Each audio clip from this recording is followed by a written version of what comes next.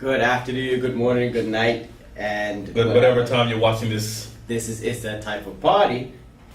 I'm Dutch Perman. I'm Bruce Robinson, and this is Nick Kempe. all right. So, Mr. Nick Kempe, let them know which constituency you're running in this election. I'm running in Pembroke West Central, or Constituency 18. Mhm. Goes from Mount Hill to Cox's Hill, St. John's to North Shore. And why don't you tell them who you're running against? I'm running against Mr. Burt. Mr. Burt. Yeah, David Burt. David Burt. Wow. So you're going to be taking a page out of the legendary Mr. Mr. Blayton? Yeah. I was thinking the legendary Mr. Somebody else, but we're not going to go there today, regardless. Yeah, I mean it's I ran in 18 in the last election. Mhm. You know, it was both of our first runs at a seat. I live in the neighborhood. I see no reason to change areas. I've been working there kind of for the last 5 years. So you stay in that neighborhood? Yeah, on Table Rock. That you don't hear a lot of that these days. You don't hear a lot of, party members actually stay in their constituency. Yeah. And you got people from St. George's representing Somerset, and people from Somerset representing New York City and stuff, Yeah, so it's, that was kind of important to me because when last election I was really introducing myself to everyone for the first time, and everyone takes what you're saying, what you say you're committed to with a grain of salt. It's election period, you hear it over and over again. You only ever see so and so when an election's around the corner, that kind of thing. And I told everyone, I said, look, I'm running in the neighborhood because it's my neighborhood. I live here. I'm committed to doing projects and stuff, and try to build community. And that's what I feel I've been able to do for the last 4.5 years. Well, I hear that you're extremely popular in your constituency, and I don't know if that was a build-up over time, or was that just like a recent phenomenon, but from what I've been hearing, you're looking very strong in your constituency this time around. So how do you feel about that? I don't know, whether it's a popularity contest necessarily, but I do feel this election that people have recognized kind of the work that's been done at a neighborhood level, and they know that I wasn't all fluff and hot air. So I certainly do see that the kind of the quiet, hard work behind the scenes is kind of starting to be recognized, and that it feels good. It's appreciated. That's good. That's very good. I mean, it's so much positive. Like in your election run, it hasn't been too many negative. So it's always a good. Yeah, positive is always better than negative. So we're happy to see that. Yeah. We're happy to see focus on what you have done or what you're trying to do, rather than bringing down somebody else. Because it seems that we get too much of that in our politics. Yeah, well, it's hard to do positive when you don't have a record to stand on.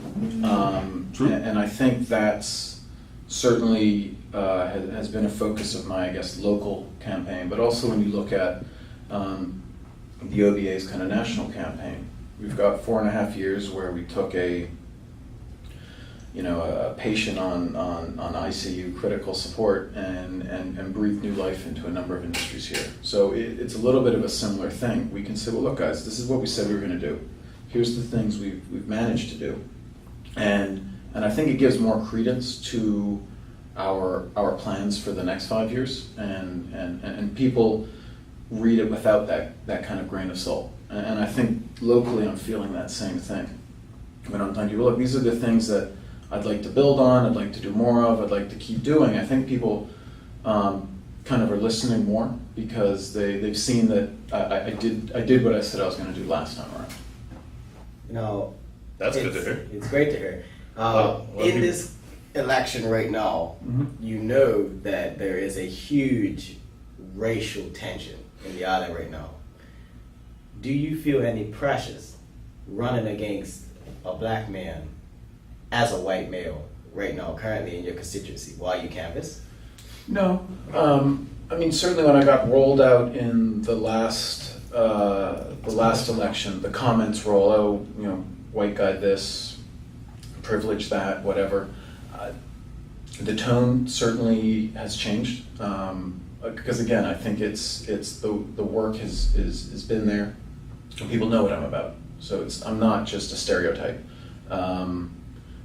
Certainly, I think there's the kind of injustice challenges that Bermuda still has and needs to address. There's some strong correlations to race in many cases, but there's a lot of other things that define levels of privilege and levels of access. And certainly, I think that Mr. Burt and I have a lot more in common from a access to education, private school, children of business owners, than we do differences. If our differences in that sense is just going to be color of skin, I think that's a shallow comparison. I think it's a very shallow comparison. What exactly do you, if you get reelected, what do you plan to do for your constituency?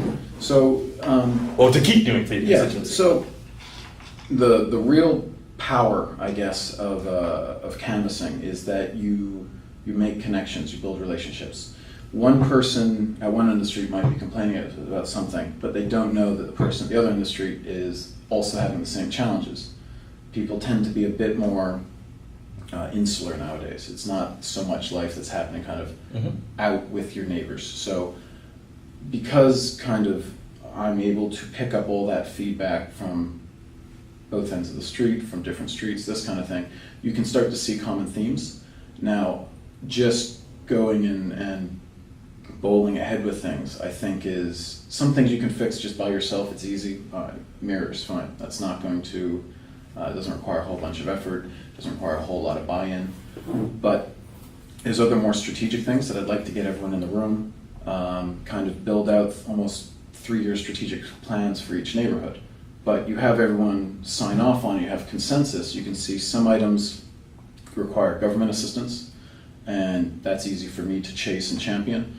Some things require money that's not government, and those require fundraising. Some things require just community effort, hands. And when everyone's bought into the solution, you're more able to get people out to assist with the projects. I started about 3 years ago an initiative called the 90-30 campaign. So 90 minutes every 30 days, small projects, big impact, that's kind of the theme. And I don't want to kill everyone's Saturday. I don't like guys coming out 5 hours for a cleanup and this kind of thing. 90 minutes. 90 minutes? Small, meaningful projects that you can see an impact before and after, that no matter whether you have 4 or 10 people, you can really make a difference to localized, very focused problems. Hey, you get a lot done in 90 minutes. Yeah. 90 minutes is a long time. That's like a full workout. That's my chest Who workout. works out for 90 minutes? Come on now. You certainly don't. Look at it. Come on. I am. 90 minutes of chest in there. 90 minutes of chest. Well, look at Mr. Kempe. I mean, and I knew how long the average workout for you, Mr. Kempe? It's certainly not 90 minutes. This video took the weirdest turn. We're sitting here talking about policies, and now we're talking about 90-minute workouts. Workouts and healthy eating go by the wayside during a campaign. I gotta say, I'm so happy it's a short campaign, because 7 months of ignoring your body leaves you in a bad state afterwards. What about it being a summer campaign? Because if you like canvassing out there in this hot sun, must be something. Yeah, my wife keeps insisting I wear a hat and sunscreen and all this. I'm like, I'll put on sunscreen. I'm not wearing a hat out canvassing. I'm sorry. You should get one of those electric fans attached to your shoulders, so it just blows wind on you. Big old wide brim St. George's hat. As long as it's the St. George's hat, you're okay. Yeah, we're good on that. Well, I mean, it's No, don't say nothing but something to say. No. I'm not gonna go there. We're gonna have other times. Right. It's tough with a summer election because when you get the party symbology and all this kind of stuff, it's like, I'm not wearing red in the summer. Sorry, guys. Nomination day and polling day, it's just not happening. I heard that. Oh man. Well, the thing is, I know with you, Mr. Kempe, you've been working diligently in your constituency so far. How do you feel as though you can improve? I mean, I know you've already put a really good foot forward, but how do you think you can keep getting better and keep doing more? And I think it's building on the engagement side of things. The more people you can get contact details for, the more people you build a relationship with, you can communicate a lot better with kind of the neighborhood as a whole. Putting an ad or doing this kind of much better direct communication, and people will actually respond to it when they know who you are. You know, just putting a blast out to people who are like, well, who is this guy? You're not going to get a whole lot of engagement. So I think that's kind of, it's the relationship and the ability to contact. Those are two main pieces. And you know, right now there is a ad circulating about the loss of 2,000 jobs on the OBA. And I don't know if you've heard anything, but I haven't really heard much of a response. I think you guys released your platform just very recently. Very with a recently. response in there.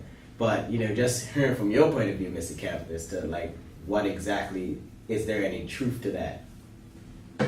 You can prove anything with numbers. I think it's more a sense on the doorstep now that everyone is working, that, well, not everyone, but there's a lot more, it's a lot harder to catch people home during the day canvassing. Really need to focus on evenings. The amount of times I'm not going to be able to, like, oh, I'm so busted from so much work. I said, well, that wasn't something you thought you'd be saying 5 years ago. And I know that there's been, when we look at kind of the difference between gross and net jobs, and I know you start getting kind of technical on this stuff, and it can, but when we look at the way we had to reduce government spending, we reduced a lot of jobs through hiring freezes, through attrition, through early retirements. So those are jobs that have disappeared, but that doesn't mean jobs aren't being created overall in the economy. The fact of the matter is, we made a promise that we would create a stable overspending, kind of reduction glide path that did not affect civil servant employment. So no one got laid off. No one, the deficit, which is when you're spending more than you're earning every year, could have been reduced overnight. Could have been eliminated overnight, but it meant like 20% of government, kind of goodbye. And that's clearly not a solution that works when you have to worry about kind of the impact on society. You are the government. You're not some big corporation that just says, bottom line, there we go, problem solved. There has to be a caring philosophy behind everything you do. And that certainly is the basis of the decisions, the discussions in caucus and this kind of thing. I think we've done ourselves a disservice by not explaining the why behind a lot of the decisions that are made. The what and the how has been laid out there very clearly, very kind of systematically and dry.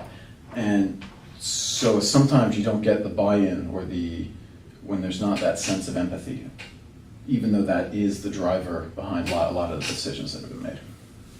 And as far as the whole, bottom line thing, a lot of the black community right now has expressed itself feeling very disenfranchised from the OBA and feeling as though this government doesn't have anything for them in mind. Now, of course, we're open media, we all want people, but there is definitely an outcry from that segment of the community, our segment of the community, that feels as though they're being left at the wayside. So what would you say to them to kind of calm their nerves or to kind of prove to them that you do have them in mind? Yeah, I mean, certainly the focus, as we were talking about earlier, with kind of correlation from kind of historical injustices to modern day problems, race has played a strong part in a lot of that. I think looking at the leveling the playing field and making sure everyone's got an equal starting line is kind of the key goal of government, so that no matter whether you were born in kind of a position of privilege or vulnerability, there's at least the structures to ensure that everyone gets to an equal starting point. And then kind of what people do with their lives, whether they're lucky, whether they make good decisions, whether whatever, they can end up in different places. But we need to ensure that all our policies are driving towards that equal starting line. So that ensures that we're making advancements in the quality of our public education, that entrepreneurs are empowered and supported, that tax policy doesn't lean towards the favor of the most wealthy in society at the expense of the least wealthy. And there's been a lot of real tangible progress that, I mean, not by talking points, not by things that just sound good and are sticky and easy to share, but by looking at the actual policies that have been made. Progressive taxation, putting teeth on the Immigration Act so that unscrupulous employers are taken to court, so that employers that screw around with health insurance contributions get named and shamed, get taken to court. You know, these are all things that have been put in place already. They're real, they're tangible, and those are to protect people that aren't in positions of power or influence. It's the exact opposite. So to say that we haven't been doing enough, I know the question started with race, but like I said, I think it's more adequately framed in 2017 about what are we doing to ensure that everyone in society feels protected and feels like they have access to prosperity as we bring it around. Well. That was very awesome. I ain't got nothing else. Well, how exactly do you feel now that the OBA has changed in the last few years as far as where they were? Because you have a lot of people who say old OBA, old UBP, new OBA. What are the defining changes that you feel as somebody who wasn't UBP, right? No. I joined politics in March of 2012. So that's perfect. So as somebody who is in the OBA, what are the differences that you see between the old UBP and the new OBA? I mean, honestly, I'm 34. I don't have this kind of sharp living memory of what the UBP was or wasn't, or you hear some stuff about what it was perceived to be, this kind of thing. But certainly the OBA to me feels like it's a diverse collective of individuals. We're not in Bermuda to a point where you can look at the US and say, okay, here's the 5 major issues and the left is here and the right is there. We're not as defined politically in Bermuda as that.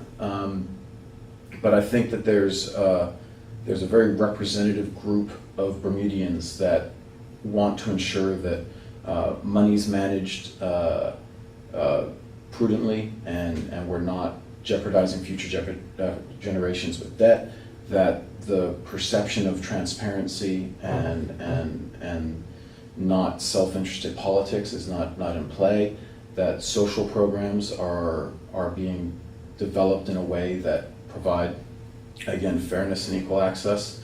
Obviously, it's always a challenge when you're trying to reduce government spend and at the same time ensure that the social safety net is expanding. It's kind of contradictory logic, and it's very hard to rationalize and reduce costs at the same time as increase funding on things. It's impossible, basically. So one way to reduce the deficit is to increase revenue. And I know, I get deep on economics, and I don't want to become an economics chat. Go crazy, man. But so we made our focus right away on growing tourism and construction. Mm-hmm. I think the proof is in the pudding there. We've got 12 straight quarters of increased air arrivals, double digit for the last 7 quarters. The BTA has done a tremendous job on less of a stipend than the old Department of Tourism used to get. The America's Cup has returned probably, we don't have the final numbers yet, but 3 to 4 times return in a 3-year period. All that allows the lights to stay on in government and things to get funded. People talk about, it was taken from this to that. It's not really the case. When you look at the decrease from the old Department of Tourism to the BTA plus the Cup over 4.5 years, it's about the same spend with significantly better returns. And again, it's how does government get this foreign capital in? It's every time a foreign dollar comes in, it circulates around the economy, people pay debts, they get back on top of things, they get in a better position. Yeah, I don't even know where we were starting on that. But it was all good. All good. What exactly do you guys have any plans for that property afterwards? Was the America's Cup used to springboard into another growing industry? Or? Well, I know that that wasn't kind of imagined out of nowhere because of the cup. I believe Wedco already had cabinet approval in 2008 to develop Cross Island. Really? Yeah. I didn't know that. I think the original purpose was to shift marine and ports operations out there. I'm not 100% on all this stuff, but my understanding was that kind of ramp area where the ferries are being get fixed and stuff in Ducker, they wanted to make more type water fun, well, stuff that's more for tourists rather than a workshop, right? Okay. Yeah. I want a water park. Yeah. There you go.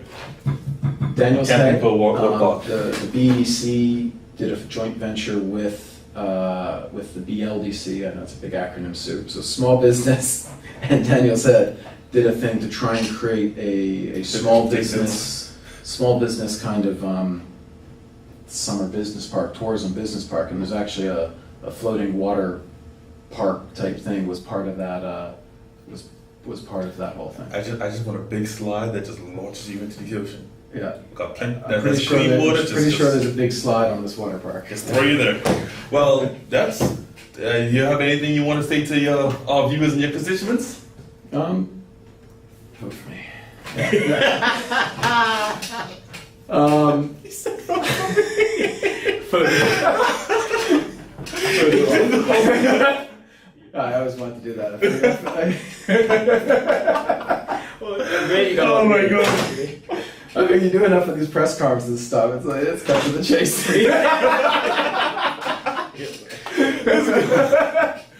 Oh, Lord have mercy. Well, thank you for your time, sir. Yeah. It's been a pleasure. Thank you. Oh my god. Never a dull day up in here. Look, why cut this camera off? I'm going home. It's that type of party. Dr. Perry, Bruce Robinson, and Mr. Nick Kempe. Thank you so much. Appreciate it.